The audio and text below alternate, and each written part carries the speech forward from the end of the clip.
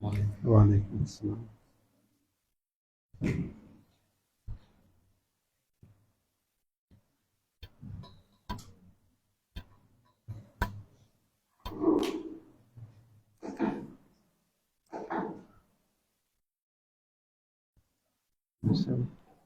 عرسه کته پکې سره غونډه لګوي علي بيخي عرسه خان بالکل ستانه. سورة البقرة آية نمبر 97. أعوذ بالله من الشيطان الرجيم. بسم الله الرحمن الرحيم. قل من كان عدوا لجبريل فإنه نزله على قلبك بإذن الله مصدقا لما بين يديه وهدى وبشرى للمؤمنين. صدق الله العظيم.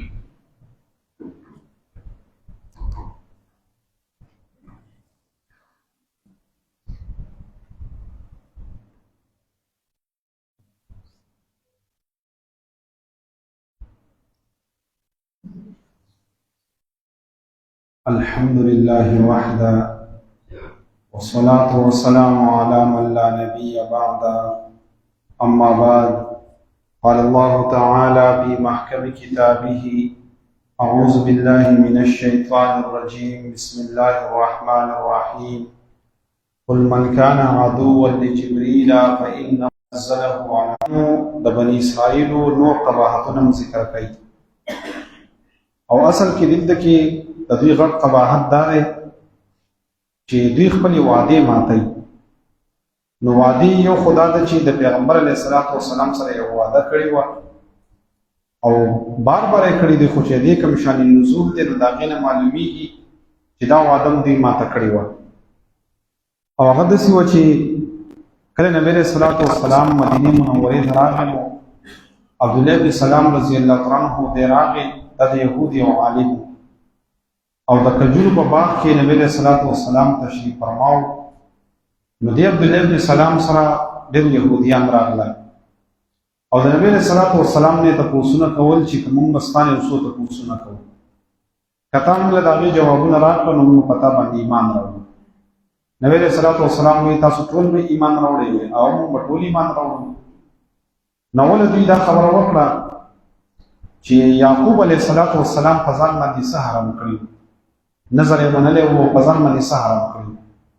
نو نبی علیه السلام وویل چې اصل کې یعقوب علیه السلام په هغه باندې عرق النساء د خپې درد راغلی او درد، نو د هغې وجې نه یعقوب علیه السلام وایي چې زه به د اوښ غوښه او د هغې پی چې د نه استعمالوم.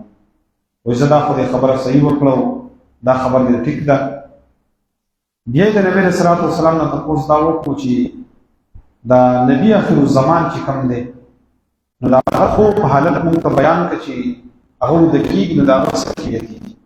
نو نبی علیه السلام وته چې نبی آخر الزمان خو زه یم، خو زه چې کله وده کېږم نو زما سترګې هسې پټې وي او زما زړه بیدار وي، لکه داسې نه ده چې عام انسانان څنګه وده کېږي هغه شان زه وده نه یم.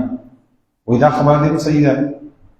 بیا ورته دا خبره وکړه چې کله دا ماشوم چې کله نو د پلار په شان ته کېږي او کله د مور په شان ته کېږي، دا ولې؟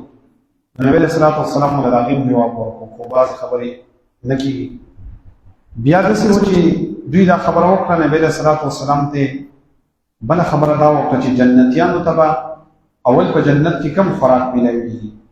نو نبی علیه السلام ورته وایي چې د میت چې کوم جګر دی او آینه ده، الله تعالی به د هغې په ذریعه باندې مېلمستیا کوي. بل تپوس بیا دا وکړو چې دا به یو داسې څه به راشي چې اور به راشي او د مشرق نه به مغرب ته خلک هغه بوځي. نو نبی علیه السلام ورته چې دا به په مشرق کې یو جنګ شروع شي او د هغې وجې نه به خلک مغرب ته روان شي، دا به د قیامت نښه وي. دې وجې نه د ایران او د امریکې دا جنګ شروع نو بعض علماو دا وایي چې دا د دې حدیث ته اشاره ده چې ګوره د مشرق کې به جنګ شروع شي. خو بهرحال دا څوک یقیني نه شي ویلی، ځکه چې کېدای شي دا تېره شوې وي. لکه د قیامت په نښو کې دا هم ده چې اسمان کې به لوګي ښکاره شي. نو ډېر علما وایي چې دا تېره شوې ده دا نښه، و ځکه وایي نبي علیه السلام د خاندان سره چې کله خلکو تعلق ختم کړی، شیب ابي طالب کې خلک ګیر وو، نو خلکو به چې اسمان ته کتل نو لوګي به ورته ښکارېدل، لوږې د وجې نه. نو دا بعضې نښې دا انسان قطعي او یقیني انسان نشي ویلی چې دا به را روانه ده او که دا تېره شوې دی هېڅ پته نه لګي. خو بهرحال نبي علیه السلام ورته داسې ووایي چې د قیامت یو نښه دا ده چې په مشرق کې به اور بل شي او خلک به مغرب طرف ته روانېږي. دوی ورته دا خبره دی نه صحیح ده. نو بیا ورته دا خبره وکړه چې موږ اخره تپوس ستانه دا کوو چې تا ته دا وحي څوک رالېږي، وحي درته څوک راوړي؟ نو نبي علیه السلام ورته ویل چې حضرت جبرائیل علیه السلام. بس دوی ویل چې دا خبره دې وکړه نو موږ په تا ایمان نه راوړو. ولې؟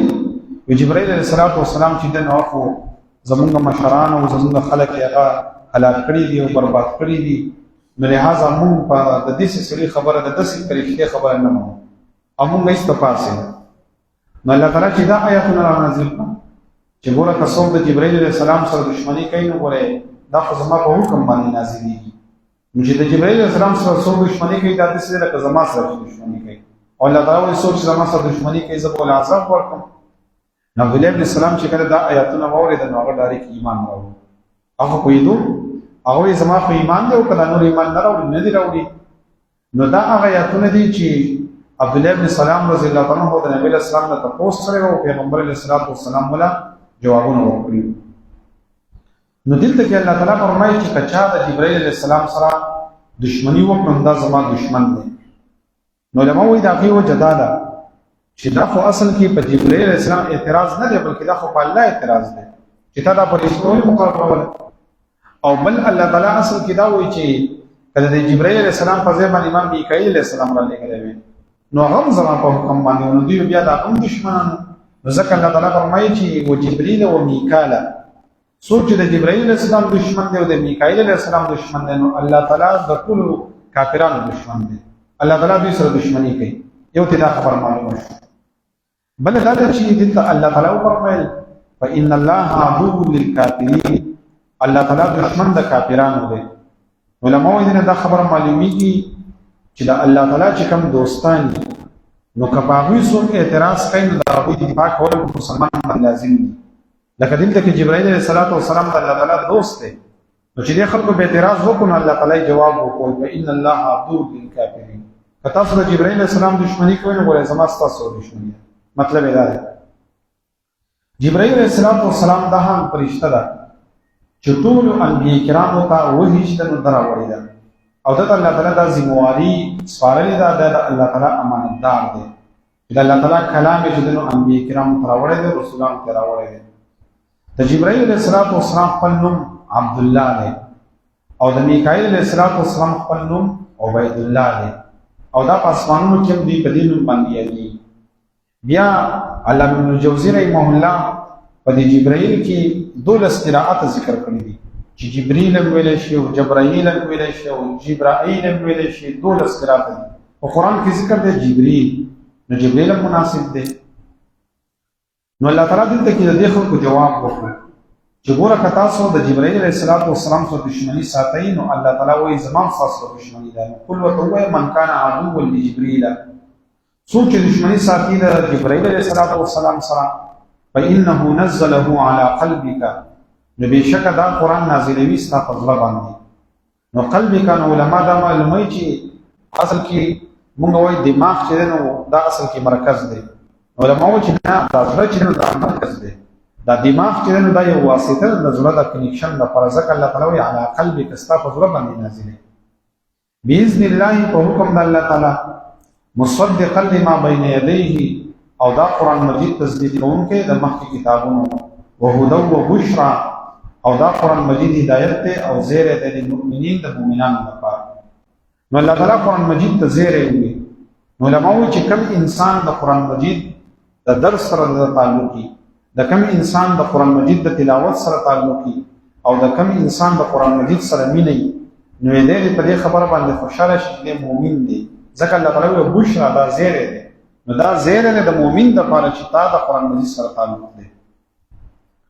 بیا الله تعالی فرمایي من کان عدوا لله، څوک چې دشمن د الله تعالی دی و ملائکته او د فرشتو دی و رسوله او د رسولانو دی و جبریل او د جبرائیل علیه السلام دی و میکال او د میکائیل علیه السلام دی فإن الله عدو للکافرین، نو الله تعالی دشمن دی د کافرانو.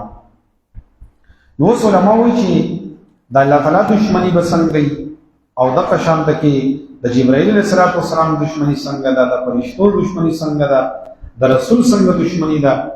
نو دا موږ د دې وجې نه ذکر کوو چې موږ مخکې ذکر کړو چې الله تعالی خدای یهودو ته وایي، خو موږ ته پکې هم یو ترغیب دی چې ګوره تاسو چې هم دی نو د دې نه ځان وساتئ چې د الله تعالی سره دشمني مه کوئ، د رسول سره دشمني مه کوئ، او دغه شان ته کې د نبی علیه السلام سره دشمني مه کوئ. نو الله تعالی فرمایي چې ګوره د الله تعالی سره دشمني دا ده چې الاشراک به، د الله تعالی سره شرک کول دا د الله تعالی سره دشمني ده. نو چې کوم انسان د الله سره شریک جوړي نو دی د الله تعالی دشمن دی. نو پکار دا ده چې موږ شرک الحمدلله موږ نه کوو، نو موږ باندې الله تعالی دا فضل کړی دی. نو دا ټول چې مشرکان دي دا د الله تعالی دشمنان دي، ځکه دوی د الله سره شرک کوي. یو دویم سوء الادب، د الله تعالی د هغه بې ادبي کول، چې انسان د الله تعالی هغه قدر ونه کړي لکه څنګه چې د الله تعالی حق دی، د الله تعالی حیا نه کوي، په الله تعالی باندې داسې خبرې کوي چې په نه خبره باندې د الله تعالی بې ادبي کوي. لکه ما تاسو ته ویلي بعضې ټایم کې زموږ خلک داسې وایي مړه وایي زه دا خبره نه منم، مړه وایي که الله تعالی راپسې راولې مې نه منم، نو دا د الله تعالی بې ادبي ده. داسې قسمه الفاظ استعمالول نه دي پکار. مړه که پیغمبر راپسې راولې دا خبره نه کوم، دا د پیغمبر بې ادبي ده. او بیا استروج بیا به څه باندې وکړي چې بیا لکه دغسې پیسې والا غونته کې کس یې پسې ورولي، بیا وایي ټیک شو چې خانجي صاحب راغلی دی، بیا به پسې بیا نکاح هم د هغه په خوله باندې کوي. دومره خو زموږ غیرت دی. او صلح هم د هغه په خوله باندې کوي. خو دومره ده چې لکه داسې زموږ بشن ملنګ سړی پسې ورشي یا وایي مړه ته یې بیا راوستې زه که پیغمبر راپسې هم خبره نه منم، چې بیا پسې لږ داسې خان غونته کې سړی وراغلی او پیسې والا وایي بلکل چې دی راغلی دی بیا به څه نشته. دا زموږ ایمان. نو دلته کې د الله تعالی بې ادبي کول دا هم د الله تعالی سره دشمني ده. دغه شانته کې د الله تعالی د اولیاء سره دشمني کول دا هم د الله سره دشمني ده. نبی علیہ السلام فرمایي من عاد لي وليا فقد اعظمته بالحرب، چا چې زما د یو ولی سره زما د یو دوست سره دشمني وکړي نو الله تعالی وایي زما ورسره اعلان جنګ. نو بل د الله سره دشمني ده چې د الله د اولیاء سره انسان دشمني کوي. څلورم د الله تعالی د احکاماتو مخالفت کول دا د الله سره دشمني ده. لکه حدیث کې راغلی دی چې څوک سود کوي نو فأذنوا بحرب من الله ورسوله، نو دې د الله او د رسول جنګ تیار شي. حدیث کې راغلی دی دا سودخور انسان چې دی د قیامت پر ورځ باندې الله تعالی ورته وایي چې راوځم میدان ته، تا خو په دنیا کې سود کوو که نه، نو دا زما سره اعلان جنګ اوس راوځه چې مقابله وکړو، د الله مقابله سود کولی شي. نو د الله تعالی سره دشمنی دا ده چې د الله د احکاماتو نه انسان مخ اړوي. د فرشتو سره دشمنی څنګه ده؟ نو د فرشتو سره دشمنی دا ده چې انسان د هغوی انکار وکړي چې د فرشتې نشته. لکه ډېر خلک داسې په دنیا کې موجود دي هغوی فرشتې نشته، جنات موجود نه دي، موږ ته دې څوک وښایي. نو موږ ورته وایو ګوره د انسان عقل چې دی نو دومره نه دی، د انسان نظر دومره نه دی چې هغه فرشته وایي. لکه موږ داسې وایي خلک وایي یاره په دې هوا کې او په دې جراثیم موجود دي، بکتریا موجود دي، موږ وایي کوم دې موږ ته وښایي. یاره وایي دا خو په خوربین باندې ښکاري. نو موږ وایي دغه شان ده کې په آخرت کې موږ فرشتې وایي، نو ځکه بیا هم نظر تېز شي. د مرګ په وخت کې انسان بیا فرشتې ویني، ولې چې بیا یې نظر تېز شي، بیا خوربین د بلې دنیا سره تعلق جوړ شي، نو بیا یې ویني. ډېر شیونه داسې په دنیا کې چې هغه موجود دي خو انسان یې نشي لیدلی. لکه مثلا موږ وایو چې هوا موجود ده، نو کم ده زموږ دې څوک وښایي کم ده.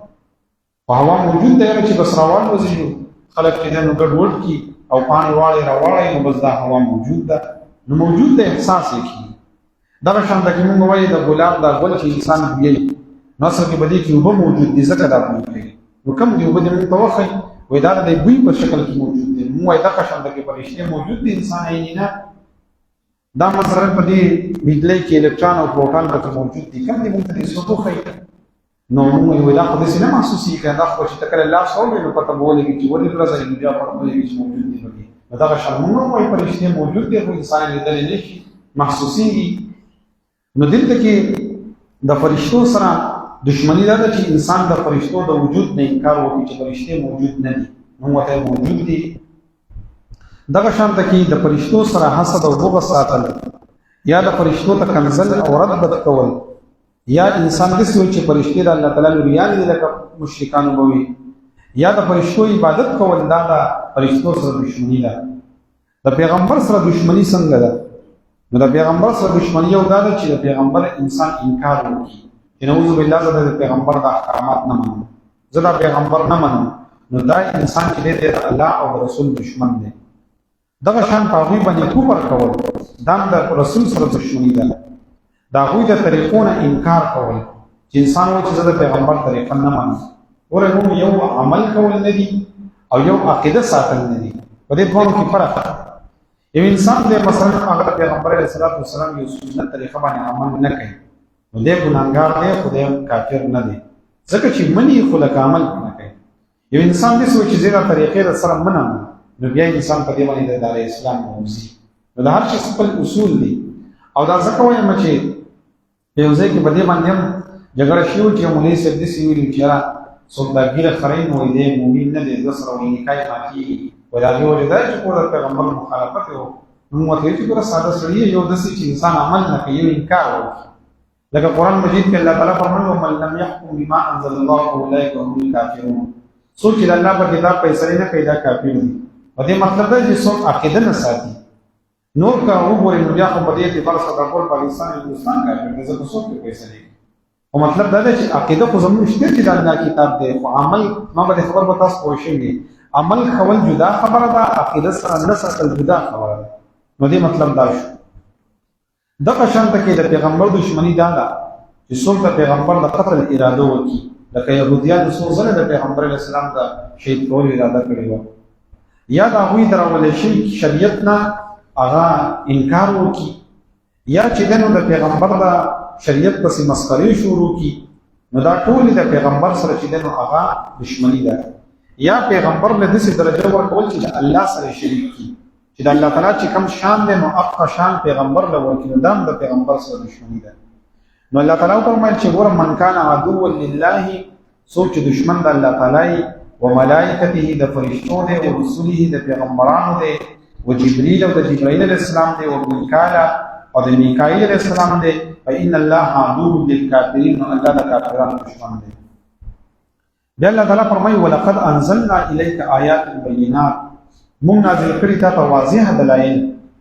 د ټول نه غټ دلیل قرآن مجید دی، ځکه نبی علیه الصلاة والسلام امي و، نه لیکل کولی شوه نه لوستل کولی شوه، او د هغې به وجود دومره مزیدار کلام ویلی دی. نو الله تعالی فرمایي ولقد انزلنا الیک آیات بینات، موږ نازل کړي تا ته واضح دلایل. وما یکفر بها الا الفاسقون، او انکار نه کوي په دې باندې مگر فاسقان خلک. نو دا څنګه خلک دي چې کله هم دوی واده وکړي نو خپله واده بیا ماتوي. لکه ګوره الله تعالی په هغه راپورته کړو، وایي تاسو تورات منئ که نه؟ وایي منئ. چې واپس یې کېښود وایي نه. دغه شان ده کې د پیغمبر علیه السلام سره واده ونه کړه چې موږ ته د خبرو جوابونه راکړل، موږ ایمان راوړو، خپله واده بیا ماته کړه. دې وجې نه علما وایي چې یهود هغه خلک دي چې د هغوی په خبره به یقین نه کوي. لکه تاسو اوس نن چې کوم جنګ روان دی نو څو ځله دا ټرمپ داسې لیونی غوندې ماته ښکاري، کله چې دی یوه خبره کوي کله بله خبره کوي. سهار وایي یاره وایي زه چې دی رسول حقوم کسان راوغواړئ، ماسپښین ویله مې ګوره که دا ذهن حل نه کړو نو زه پکې روان شم. انسان ته حیران شي دا څه کوم عقل سړی دی. نو ګوره دا څو ځله واده وکړه، د ایران والا څو ځله راغلی اسلام راغلی، خدای چې دی مو نه راځي لکه، او بیا چې کله هغوی راغله په هغه ټایم کې بیا دا حمله وکړه. نو اوس هم په دوی کې دا خوی موجود دی چې لکه دوی د خپلې وعدې باندې ټینګ نه دي. د دې وجې نه په اسلام کې د وعدې یو لوی اهمیت دی. پیغمبر علیه الصلاة والسلام فرمایي چې د منافق انسان یو درې نښې دي، یو پکې دا ده چې وإذا وعده أخلفه، چې کله واده وکړي د هغې مخالفت وکړي. واده څه ویلی کېږي؟ ژبې ته پخوا امتحان ویله لیکل به داسې ډېر نه کول، ما وایي چې ژبه وشو نو ژبه ده که نه. نو د وعدې مخالفت دا د انسان منافقت ته رسوي. خو په یهودو کې دا صفت موجود ده چې د خپلې وعدې ډېر زیات زر مخالفت کوي. نو الله تعالی دلته کې دوی دا قباحتونه ذکر کوي چې دا د پخوا نه په شان پکې روان دي. نبي اسلام پکې تسلي نه. قل ورته ووایه پیغمبر علیه السلام من کان عدوا لجبریل، څوک چې دشمن وي د جبرائیل علیه السلام، فإنه نزله، بېشکه دی نازلوي قرآن مجید لرا على قلبك استافظ باندي بإذن الله وحكم الله تعالى مصدقا لما تصديق كون کے دے دہا کتابوں بین یدیه جمخت ترشنه وهدى وبشرى او هدايت دے او زیر دے للمؤمنين المؤمنان لپارا من كان عدوا لله سوچ دشمن وی اللہ تعالی وملائکته او د فرشتو ورسوله او د رسولانو وجبريل او د جبرائيل عليه السلام وميكال او د ميكائيل عليه السلام فإن الله بشك الله تعالى عدو للكافرين دشمن د کافرانو دے ولقد أنزلنا إليك آيات بينات أم نازل کړي تاتا واضح دلائل وما يكفر بها إلا الفاسقون انکار نه کوي په دې باندې مگر فاسقان او كلما عاهدوا عهدا هر کله چې دی وعده وکړي یو وعده نبذه فريق منهم شاته واچي یو ډله د دوینا بل اکثرهم بلکې اکثر د دوینا لا يؤمنون ایمان نراوړي ولما جاءهم هر کله چې راشي دوی ته رسول من عند الله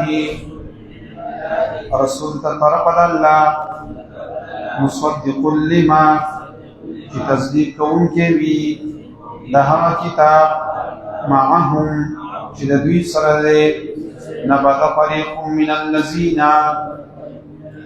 نو بیا غورځي یو ډله د هغه خلکونه چې ورکړی شوی دی ورته کتاب الله کتاب د الله تعالی وراء ظهورهم شاته د شاګانو نه فأنهم لا يعلمون لكتب به چې دوی نه پوهیږي. الحمد لله رب العالمين والعاقبة للمتقين الصلاة والسلام على رسوله محمد وعلى آله وأصحابه أجمعين. اللهم أحسن عاقبتنا في الأمور كلها وأجرنا من خزي الدنيا وعذاب الآخرة. اللهم لا تقتلنا بغضبك ولا تهلكنا بعذابك وعافنا قبل ذلك برحمتك يا أرحم الراحمين.